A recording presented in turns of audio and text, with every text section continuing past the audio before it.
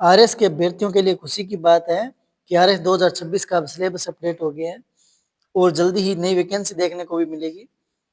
पहले हम बात करते हैं पेपर 4 में क्या क्या चेंज हुआ है उसकी। पेपर 4 में जैसे हिंदी और इंग्लिश पहले 200 नंबर की थी, पेपर सेम ही है, लेकिन अब हिंदी जो थी वो पहले ग्रामर 50 नंबर की थी, उसको 30 नंबर का कर दिया है और उसमें से संधि, पर्यायवाची, विलोम, वाक्यांश के लिए एक शब्द ये हटा दिए हैं, यानी 20 नंबर की जो है ये कम कर दी है।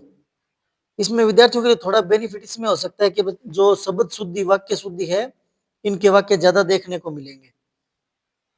उपसर्ग और पढ़ते हैं ये वैसे भी इजी पढ़ते हैं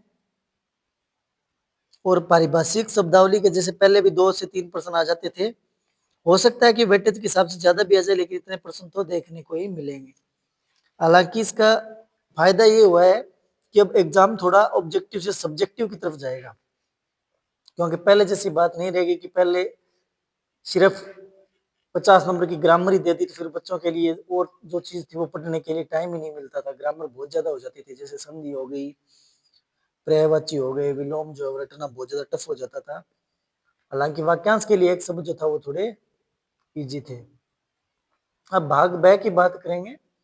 भाग ब लगभग सेम ही रहा है। इसको ब को ही पहले जो ब था 50 नंबर का उसको तोड़ दिए, भाग ब और स में कर दिए, यानी संक्षिप्तकरण, पल्लवन और अनुवाद को एक में कर दिए और पत्र प्रारूप लेखन इनको अलग कर दिए। बात करें इंग्लिश की तो इंग्लिश में जो मेन टॉपिक, जो सबसे ज्यादा डिफिकल्ट टॉपिक थे वो हटा दिए, जैसे टेंस हो गया, मॉडल हो गया, नरेशन हो गया, वॉइस हो गया, सिनोनिम एंटोनिम हो गया और आर्टिकल और डिटरमाइनर हटा दिए। नया टॉपिक इसमें एक जुड़ा है, the same word uses a different part of speech. ये अगर आपको कवर करना है तो रेन एंड मार्टिन से अच्छे से कवर हो जाएगा। बाकी और जो है वो एप्लीकेशन पार्ट जुड़े हैं, तो ग्रामर इंग्लिश की भी इजी हुई है। पार्ट बी में भी ये जो है वो कंप्रीहेंशन में एक आपके वो हट गया प्रेसी राइटिंग, तो सिलेबस ये भी थोड़ा इजी हो गया है और 250 वर्ड की तरह पैसेज मिलेगा 300 वर्ड्स का, और इसी की प्रेसी करनी है। अब पहले जैसे अलग से प्रेसी आती थी वो हट गया है, अब इसी पैसेज की क्या है प्रेसी करनी है आपको। कंपोजिशन और लेटर राइटिंग में अगर बात करें तो लेटर दोनों में सेम है ही, और निबंध जो है वो इसका आपको एक ऑप्शन मिल गया है कि आप इंग्लिश में भी लिख सकते हैं और हिंदी में भी लिख सकते हैं।